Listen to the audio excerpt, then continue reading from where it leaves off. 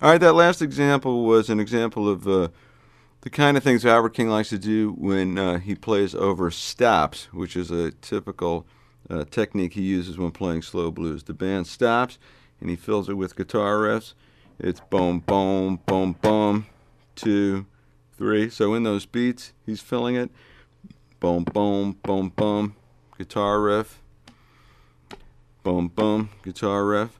And they do that through the first 4 bars, all over the 1 chord, and then the full band will drop back in when you get to bar 5 and the 4 chord. So what I did here was I came in with a little pickup. So it was 1, 2, 3, 4. So that was the first thing. It's all 2 whole step bends here from the 11th fret of the B string. So what I'm doing is, if you look at the right hand for a second, I'm picking with the side of my middle finger, pulling the string up while bending it 2 whole steps.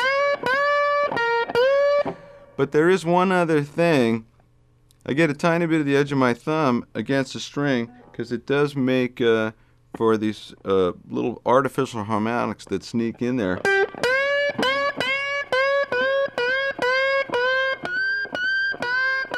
Like if I really lean on it, you can hear it.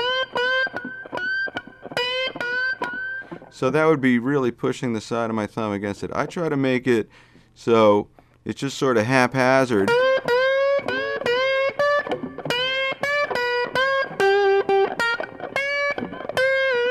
Because you hear that, if you listen to Albert's playing closely, you'll hear that all over the place.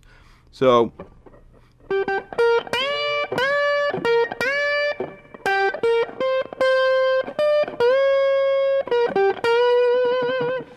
at the end of this first bar,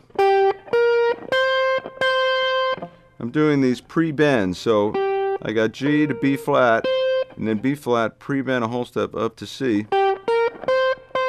Keep it pre-bent, and then pre-bent up to D.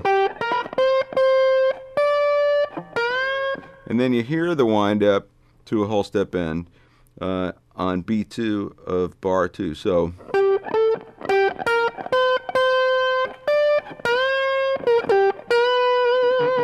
that's a very important thing, the balancing between notes that are pre-bent. So they almost sound like they could be fretted notes.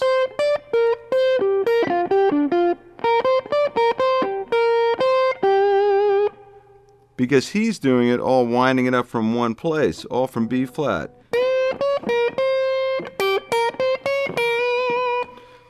So we're trying to emulate that, just doing it on the B string.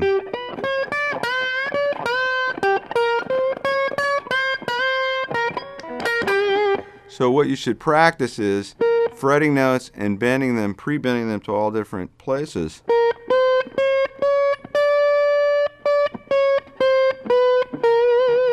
And getting used to that and the feeling of that in your hand, so then you can get to the notes you want immediately.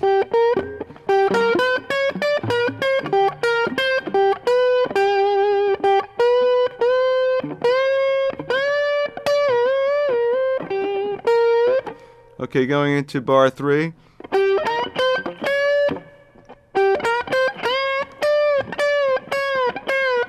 All through bar 3 you have these pre-bends that are then released. So we start with a wind up to a 2 whole step bend. And this is, the phrasing here is important too. It's like quarter note triplets on the slow blues. So 1, 2, 3, 2, 2, 3. You got 1, 2, 1, 1, 2, 3, 1, 2, 3, like that.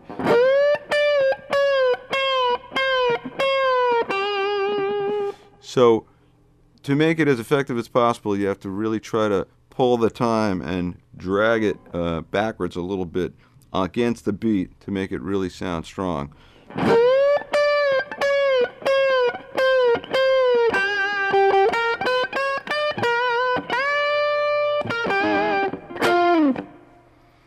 So that's how it wrapped up in bar 4.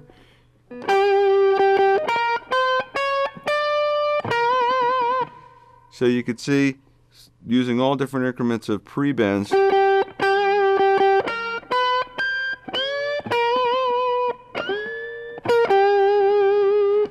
get as much expressiveness out of the bending, and then wrapping up back to the root note on the 4 chord.